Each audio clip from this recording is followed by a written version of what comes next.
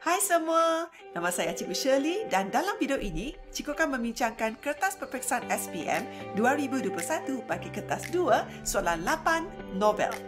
Jom kita mulakan. Mari kita lihat soalan yang diberikan. Jawapan bagi soalan berikut hendaklah berdasarkan teks novel tingkatan 4 dan tingkatan 5. Baca petikan novel di bawah dengan teliti, kemudian jawab soalan yang berikutnya dengan menggunakan ayat anda sendiri. Setelah bergelut dengan gambaran Dr. Sadis di dalam lift berulang kali tadi, hatinya telah mula berdebar-debar kerana merasakan dirinya diburu oleh bayangan Dr. Sadis. Setiap derap ranting patah yang gugur dilanggar angin. Setiap derap tapak kasut pengawal keselamatan atau sesiapa sahaja yang melewati koridor di luar kondominium mewahnya dapat didengar dengan amat peka lagi jelas. Raiha mengeluh singkat.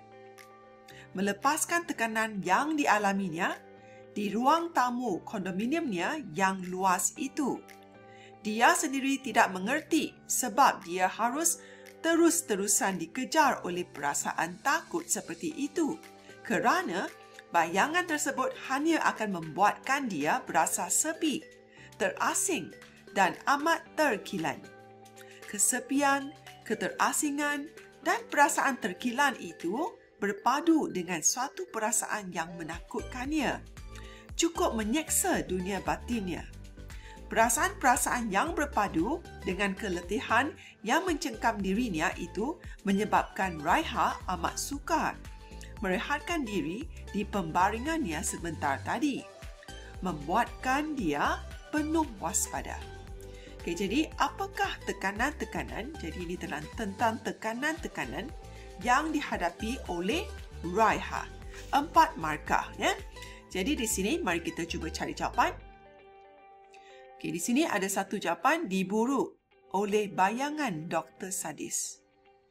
Okay, jadi ini ialah tekanan yang pertama. Kemudian kedua ialah dia berasa sepi, terasing dan amat terkilat. Ini isi yang kedua.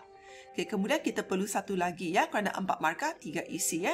Okay, satu lagi ialah suatu perasaan yang menakutkannya. Cukup menyeksa dunia batinnya. Okay, jadi di sini ada 3 isi, ya. Okay, mari kita lihat jawapan yang cikgu dah sediakan. Antara tekanan yang dihadapi oleh Raiha ialah dia berasa dirinya dikejar bayangan Dr. Sadis. Selain itu, kita mesti guna penanda wacana untuk isi yang seterusnya. Dia berasa sepi, terasing dan amat terkilan. Maksud terkilan ialah tersinggung, ya, ataupun upset. Bukan itu saja, wujud perasaan yang menakutkannya sehingga cukup menyeksa dunia batinnya. Jadi ini ialah isi yang ketiga. Okay, jadi 4 markah untuk 3 isi. Mari kita lihat soalan kedua. Jawab soalan di bawah berdasarkan novel-novel yang berikut. Jadi di sini dinyatakan A sampai H, ya. Jadi kita hanya perlu pilih sebuah novel saja. Jadi dia kata berdasarkan sebuah novel yang anda pelajari, huraikan 2 peristiwa yang menggembirakan, 6 markah. Jadi bagi pelajar yang berasal dari Selangor, mereka boleh pilih sama ada nak tulis Lieutenant Adnan Wirabangsa ataupun Tirani. Okey, mari kita lihat jawapan yang cikgu dah sediakan.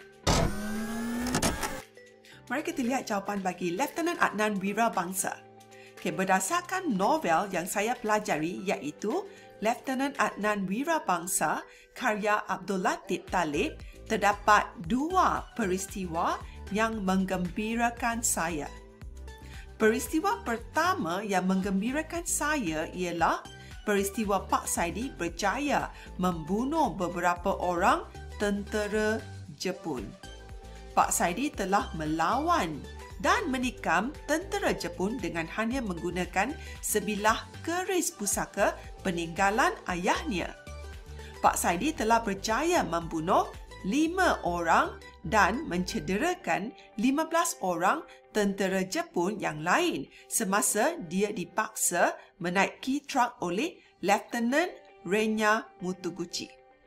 Peristiwa ini menggembirakan saya kerana saya kagum akan semangat patriotik dan keberanian Pak Saidi yang sanggup berjuang mempertahankan maruah negara dan keluarga hingga titisan darah terakhir. Peristiwa kedua yang menggembirakan saya ialah peristiwa penduduk kampung yang tidak memberikan maklumat kepada tentera Jepun yang mencari ahli keluarga Lieutenant Adnan di kampung Sungai Ramal. Mereka menyembunyikan keluarga Adnan. Hanya Pak Saidi yang berjaya dikesan oleh Lieutenant Renya Mutuguchi. Peristiwa ini menggembirakan saya kerana wujudnya kerjasama dalam kalangan penduduk kampung untuk menyelamatkan keluarga Lieutenant Adnan yang telah terkorban demi negara. Jadi di sini 6 markah. Mari kita lihat jawapan bagi tirani pula. Berdasarkan novel yang saya pelajari iaitu Tirani karya Babe Sabaria, terdapat 2 peristiwa yang menggembirakan saya. Peristiwa pertama yang menggembirakan saya ialah peristiwa Wahida dan Ghazi membeli dan mengusahakan chalet Iwana Iwani yang terletak di Cameron Highlands daripada Pakcik Aziz dan menukarkan nama chalet itu kepada Ayah Sajina. Wahida menggembleng kudratnya untuk membangunkan chalet itu, walaupun kadang-kala terpaksa berjauhan dengan anak kesayangannya, Izzati, yang bersekolah di Sarawak. Peristiwa ini menarik minat pembaca kerana kegigihan Wahida dalam perniagaan chalet Ayah Sajina telah berjaya membuahkan kejayaan apabila chalet tersebut menjadi tumpuan pelancong.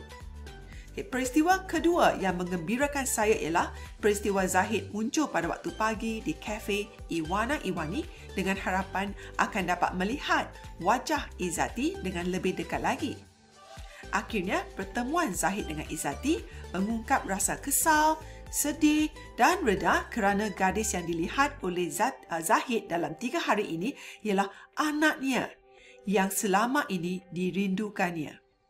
Zahid juga ingin bertemu dengan Wahida untuk meluahkan rasa rindu, kesal dan bersalah akibat tindakannya mengabaikan dan meninggalkan Wahida dan Izzati selama 20 tahun.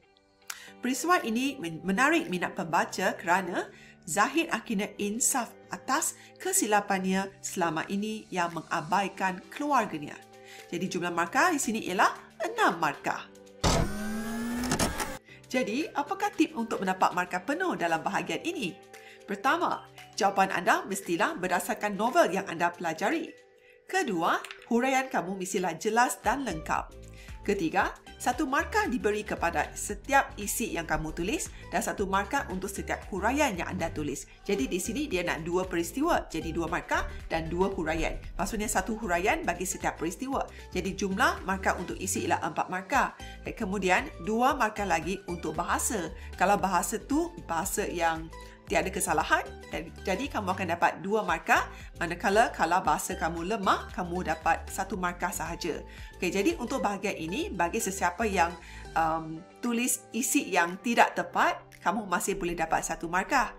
Tapi kalau kamu tidak tulis apa-apa untuk bahagian ini, kamu akan dapat 0 markah. Setakat di sini sajalah video untuk kali ini. Ingat tonton video cikgu yang seterusnya iaitu rumusan akan datang tidak lama lagi. Sehingga kita berjumpa lagi dalam video yang akan datang. Bye!